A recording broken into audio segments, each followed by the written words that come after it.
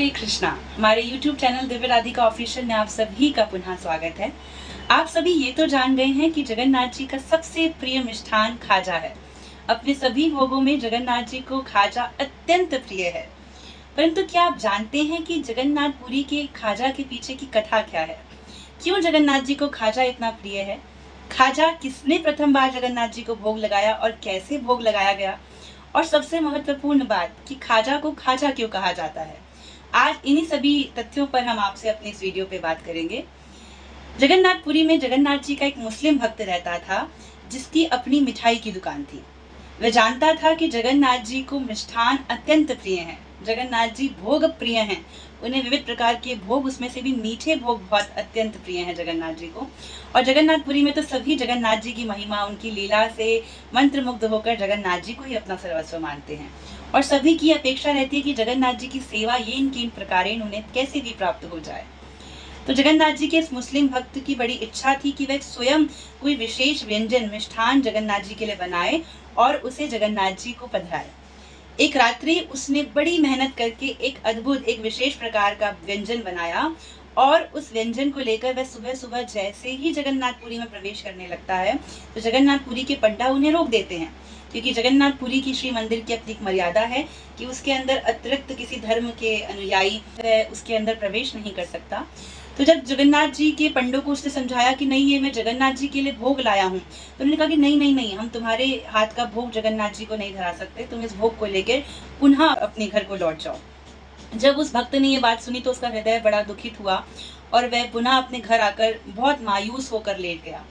अब जगन्नाथ जी को तो गरम गरम खाजाओं की खुशबू बाहर से ही आ गई और जगन्नाथ जी तो रात्रि से ही इस बात की जो है प्रतीक्षा कर रहे थे कि कब वह भक्त उस विशेष मिष्ठान को लेकर उनके मंदिर आए और वह कब उसे आरोगे। तो जब जगन्नाथ जी ने देखा कि उसे तो भगा दिया गया है और वह व्यक्ति बहुत मायूस होकर अपने घर में जो है वो लेट गया है, रुदन कर रहा है, तो जगन्नाथ जी ने अपने बड़े भैया बलभद्र को कहा कि बड़े भैया, आज कुछ विशेष खाने की इच्छा है क्या? तो बलभद्र जी तो हर चीज़ में जगन्नाथ जी का साथ देते हैं। तो उन्होंने कहा कि हाँ जगन्नाथ, अब क्यों ना चला जाए। तो दोनों भाई आपस में बात करते हैं और उस मुस्लिम भक्त के द्वार पर दो छोटे छोटे बालकों के रूप में चले जाते हैं। और मुस्लिम भक्त तो एक करवट होकर लेटा हुआ था। तो जगन्नाथ जी जैसे ही बलभद्र जी के साथ प्रवेश करते हैं वे कहते हैं कि अरे बाबा, सुना है तुमने कोई विशेष मिठाई बनाई है, तो वो तुम हमें खिला दो। तो वो मुस्लिम भक्त पहले ही बहुत उदास था, तो उसने कहा कि ठीक है, वो तुम्हें कुछ खाना है तो खा लो, वैसे भी जिसके लिए बनाया था उसको तो भोग लगा नहीं, तो वो मैंने उस मेज पर रखा है, वहां से उठा और खा जा। तो जगन्नाथ जी ने कहा क्या करूं? उसने बोला खाजा। जगन्नाथ जी ने बोला पुनः बताइए। उन्होंने बोला खाजा खाजा खाजा।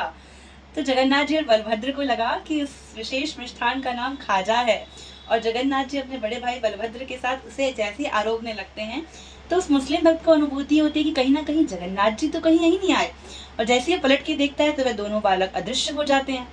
अब उस मुस्लिम भक्त को लगता है कि उसे जो अनुभव हुआ उसमें कितनी सत्यता थी, क्या वास्तव में उसके जगन्नाथ आके यहाँ भोग आरोग रहे थे?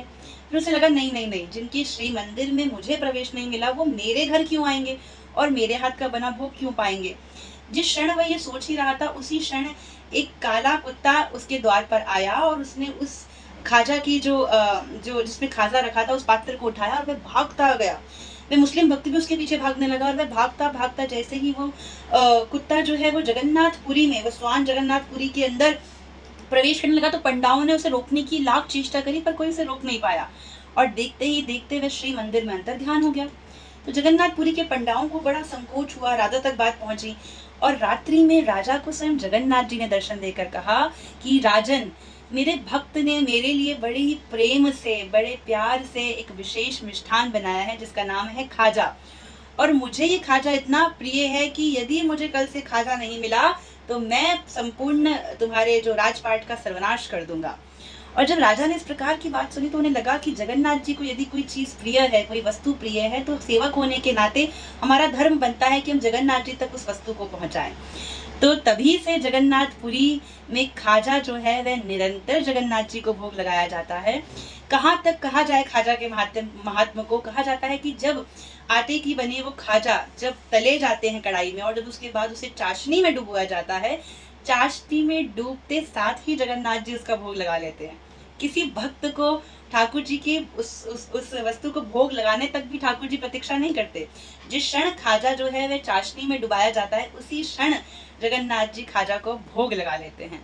तो जगन्नाथ जी का खाजा इतना प्रिय है जगन्नाथ जी को। और स्कंद पुराण में तो यहाँ तक कहा गया है कि ये कलयुग के जीव का अति सौभाग्यशाली, हम कह सकते हैं कि उसका जो ललाट है, जो उसका भविष्य है, जो उसका सौभाग्य है, वो इतना कह सकते हैं कि इतना प्रबल है, इतना सुखमय है, इतना आनंदमय है कि वह साक्षात जगन्नाथ जी के दर्शन कर सकता है। न केवल दर्शन कर सकता है, अपितु कहीं पर भी बैठकर जगन्नाथ जी के उस महाप्रसाद खाजा को आरोग सकता है, जिससे सिर्फ भोग लेने मात्र से उसके जन्म मृत्यु के चक्र से वह हमेशा के लिए छूट जाता है। तो आशा है कि आप खाजा की विशेषता को जान के, उसके महात्मा को जान के, अब आप जब भी पुरी जाएंगे या कोई भक्त आपके लिए पुरी से खाजा लाएगा, तो आप उसे बहुत ही स्नेह से, आप उसे अपने सिर मस्तक पर धारण करके, आप उसका पूरा सम्मान करके उसे आरोगेंगे। और जगन्नाथ जी की इस कथा को स्मरण करते करते यदि आप उसे आरोगेंगे तो आपको जगन्नाथ जी की विशेष कृपा का भी अनुभव होगा, ऐसा हमारा विश्वास है। तो आशा है आपको आज की इस वीडियो को सुनकर अच्छा लगा होगा, आपको खाजा के विषय में कुछ नई जानकारी मिली होगी। हम ऐसे ही और रोचक तथ्यों के साथ आपसे मिलते रहेंगे। तब तक के लिए जय जगन्नाथ।